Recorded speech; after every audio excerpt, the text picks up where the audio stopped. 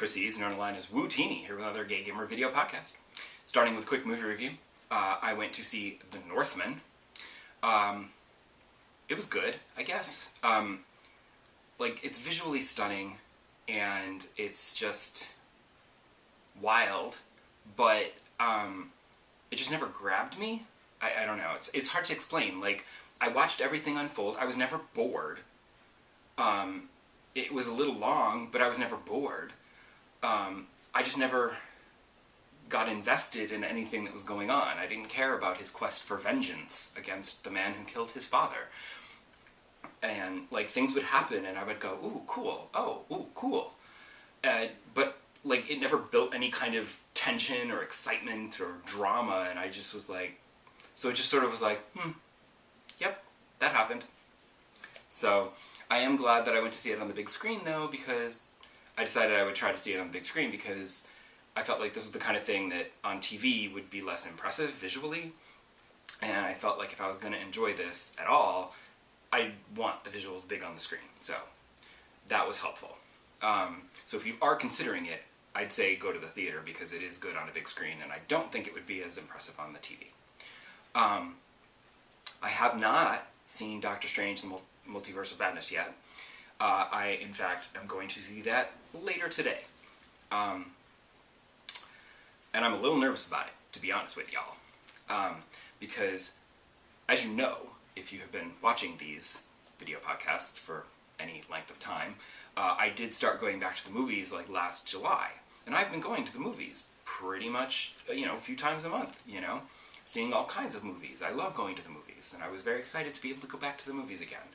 But I would go like a week or two after opening, or I'd go to a big movie, like a Marvel movie. I'd go to a weekday matinee when, it would be less crowded, and a 3D showing, so it would be much less crowded because people don't seem to care about 3D anymore. But this is going to be the first time that I'm seeing something opening weekend, a big movie opening weekend, and I just didn't feel like I had a choice because they're offering it in IMAX 3D, which is amazing. I haven't seen an IMAX 3D movie in forever because they just don't do that anymore. It's either IMAX or 3D. You don't get them together. So I don't know how long they're going to be doing it, so I can't wait until next weekend because I don't know if they're still going to be offering it in IMAX 3D next weekend. And I can't go during the week because next week is Eurovision and I'm already taking 2 days off and I got Eurovision to worry about, and I can't try squeezing in a movie before Eurovision, especially since they're only showing one IMAX 3D screening, and I don't know if they are doing that during the week or not. It's literally one IMAX 3D, and that's it. So I'm going to that one, and it is now like fully sold out, and I'm very nervous because there's going to be people all around me, and ain't nobody going to be wearing a mask anymore because nobody wears a mask anymore because COVID's over, didn't you hear? So, yeah, I'm a little nervous about that. More so than the movie itself, which I've heard mixed things about. But we'll see. I'll report back next week. Hopefully I don't have COVID. As for games, I actually went to do the ending of Lake again to try to choose the ending where I go back to my old life. Because I could still do that. As opposed to the one where I choose to date the girl and leave town with her, because I kind of, as I mentioned last episode, I shut that down way too early in the game, and I said, let's just be friends. And so now she's not going to come back. She didn't come back at the end of the game. It wasn't an option. So I'm like, eeh. So I'm going to have to start back at the middle to get her ending. But I figured I could just easily go and do the other ending and choose to leave town and get that trophy and see how that ending plays out dramatically. Unfortunately, I go to hit continue, and it's loading, and oh my god, this game takes forever to load. Like, once you're in the game, it's fine, but like to actually just load the game from scratch, it like takes forever. So I'm waiting,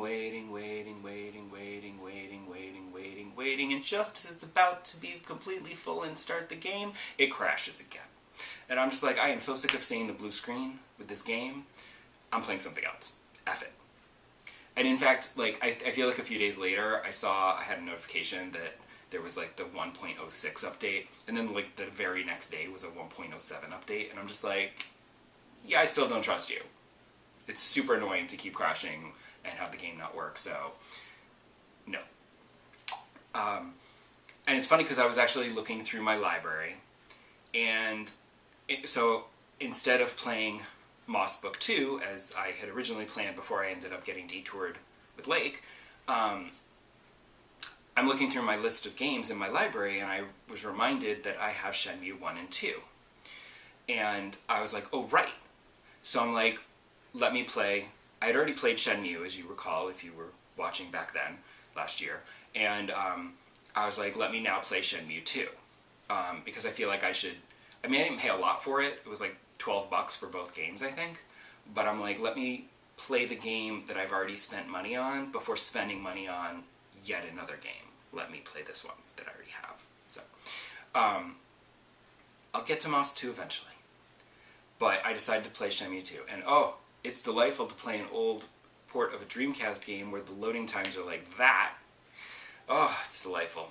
But it's weird because, like, Shenmue 2, like, it was weird because it, like, drops you right in it. And I don't know, like, there's no recap, no nothing. And I'm just like, is that because they sold them as a set? And if you had bought it separately, there would be a little recap?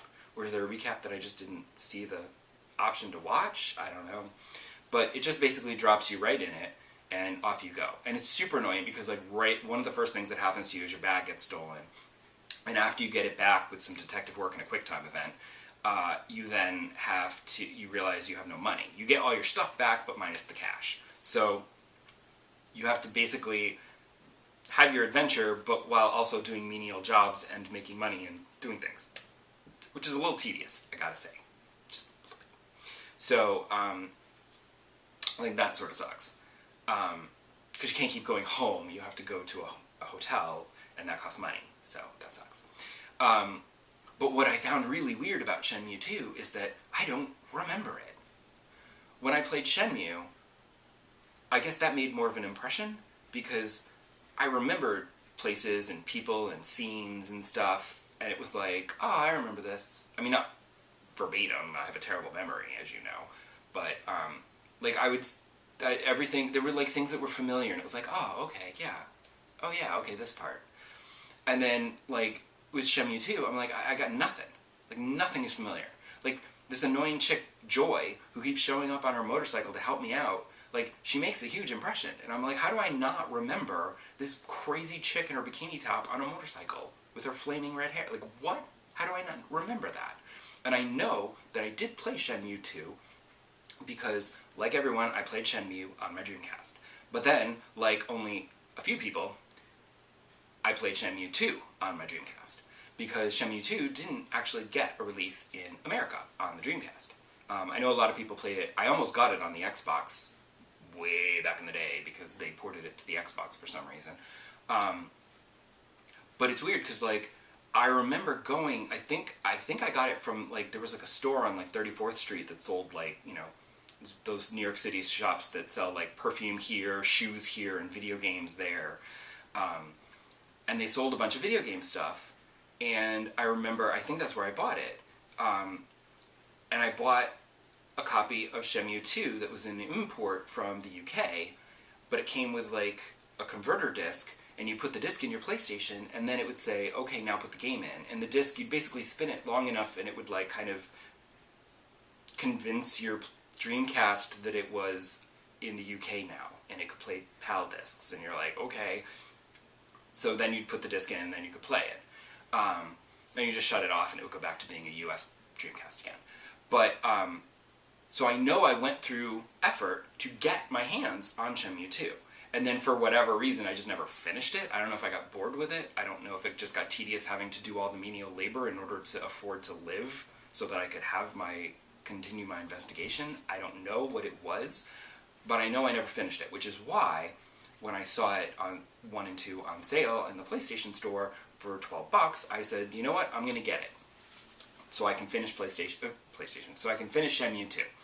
And then, but of course I had to play the first one first, because, you know, I haven't played it in, like, forever, so I needed to have that. So probably should have played them a little closer together so I'd remember what happened in Shenmue when I'm playing Shenmue II, but whatever. Yeah, so that's what I'm playing now is Shenmue II. And it is delightfully hideous with the old school graphics that are now high def with the faces that you really don't want to see in high def. So come back next episode and I'll tell you all about Doctor Strange and hopefully didn't catch COVID and some more progress in Shenmue 2 if I've gotten some money going. See you then. Bye!